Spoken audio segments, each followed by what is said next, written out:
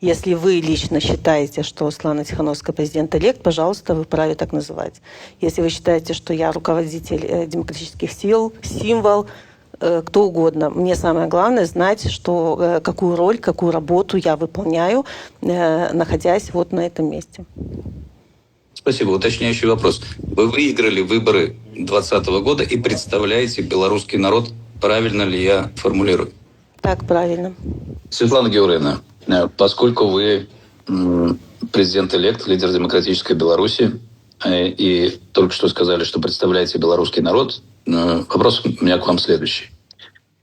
Вы хотите забрать власть у Лукашенко? Я хочу, чтобы власть у Лукашенко забрал избранный президент на открытых и честных выборах. Организованное блоком слушание Светланы Тихановской в Координационном совете зафиксировали стратегический тупик демократических сил. Во избежание политического дефолта нам критически необходим переход от декоративного единства к совместному проектированию стратегии. Не оспаривая при этом масштаб публичной активности, наш аудит ставит другой вопрос. Существует ли механизм конвертации этих действий в управляемый политический результат? Стратегический вакуум. Политическое планирование. Констатация отсутствия системного алгоритма действий по достижению транзита власти. Я вам сейчас не могу выдать план 1, 2, 3, что зачем должно следовать, чтобы сменить власть в Беларуси, потому что Беларусь стала заложником более таких широких геополитических событий. Да, и у нас нет определенного сценария, когда случится то-то, если мы сделаем то-то. То есть нет такого, все, я помню, еще с 2020 года требовали, дайте план, но не может быть такого плана. Анализ главного фактора риска. Отказ от политического прогнозирования российской угрозы в пользу ожидания смерти Путина. Поэтому вот у вас такой вопрос, что сейчас? Мы должны укрепляться, мы должны предоставить альтернативу режиму Лукашенко. Понятно, что и Россия не хочет нас отпускать, как не хотят отпускать Украину и многие другие страны, но давайте прекращать все время смотреть и учитывать хотелки России. В России тоже может быть такая ситуация, когда им будет не до Беларуси. Мы же понимаем, что ситуация везде нестабильна. В Беларуси режим ослаблен. В России тоже, возможно, после окончания войны будет столько проблем, что они там захлебнутся в этих проблемах. Вечерка, ваш дебат, говорит как позавчера. Задача режима показать, что Россия будет навсегда. Но Россия не будет навсегда. Из этого я делаю вывод, Светлана, что ваша стратегия все-таки на после изменений в России. Но я вас попрошу обязательно все-таки объяснить на этих слушаниях, как же вы видите изменения в России? Она проигрывает в войне, там меняется структура общества, там случается революция, там приходит новый Горбачев. Да не должна я видеть изменения в России, Вадим. Я не эксперт по России. Зачем мне этот вопрос задаете? Это имеет прямое отношение к Беларуси. Я назову биологические причины. Давайте сделаем так. Оценка ключевых проектов прошлого. Главный мобилизационный план официально признан структурной ошибкой.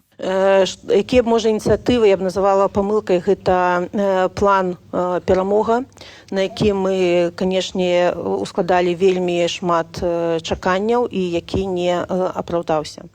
Моделирование будущего. В условиях отсутствия собственной стратегии главная ставка делается на внешние геополитические факторы. Давайте я вам приведу один из возможных сценариев, окна возможностей. Мы все понимаем, что всякое может быть, и в России может много чего случиться, но в целом самое очевидное, что мы видим, это переговоры по окончанию войны в Украине. И после этого окончания фокус наших зарубежных партнеров может опять сместиться на Беларусь. Геополитический выбор. Отсутствие внятной позиции по вопросу интеграции в систему коллективной безопасности НАТО. Вы очень часто говорите по поводу о том, что Беларуси необходима евроинтеграция и интеграция в европейскую семью народов. А вступление в НАТО, почему вы вообще за это выступаете, с учетом того, что это не совсем то, чего хочет белорусский народ? Александр, я отложу ответ на этот вопрос, пока вы мне не предоставите доказательства, где я говорила, что я хочу, чтобы Беларусь была в НАТО. Пожалуйста. Это цитата на сайд-ивенте в рамках саммита НАТО в Вильнюсе. А мы хотим, чтобы наши западные партнеры четко заявили, будут международные гарантии независимости Беларуси, ее безъядерного статуса, ее будущей интеграции в европейские трансатлантические структуры. Белорусам нужно объяснить для начала, что такое НАТО, и тогда дать выбор белорусам, готовы, нужно нам это, не нужно, в каких условиях это надо. Вот. Прямое признание отсутствия прогнозной модели. Решения принимаются интуитивно, методом проб и ошибок. Слухайте, я не назову ніяких таких глобальних політичних помилок, бо ми працювали у вельмі абмежаванай прасторы, і ніхто ніколі не ведае, што будзе памылкай, што не, калі ты гэта не паспрабуеш. Анализ результатов работы. Дефицит влияния. Оценка реального управленческого ресурса. Официальная фиксация перехода от практической политики к символической. Безумоўна, нашы інстытуты не маюць улады. Хіба што нейкую сімвалічную. Мы не распараджаемся фінансамі. У нас няма сістэму кантролю ці нейкага прымусу. Флагманский проект по легализации белорусов за рубежом. Текущий международно-правовой статус документа. Так, пашпарт пакуль не атрымаў фармальнага прызнання і мае сімвалічны статус. Аудит влияния внутри страны. Констатация отсутствия политических инструментов и переход к формам культурного выживания. У нас няма таких, ведаеце, моцных інструментаў унутры краіны, таму людзі збіраюцца на кватэрніках беларускіх і п'юць беларускія песні, то бок мова стала таким спосабам супраціву. По военцам нічога зрабіць не можем. Европейский вектор. Национальные интересы европейских стран закономерно вытесняют белорусскую повестку на глубокую периферию. Аж еўрапейцы таксама заходзяць з сваіх нацыянальных інтарэсаў. І ім трэба бяспека. Яны і санкцыі, гэта санкцыйны ціск, таксама будуць выкарыстоўваць у мэтах своих краін. Деградация позиции в Литве, стране основного базирования. Признан системный дефицит работы с обществом и потеря академических площадок. Магчыма, не дапрацавалі з літоўскім грамадствам. Мы усе так думалі, што літоўцы ўсё ведаюць, літоўцы ўсё разумеюць.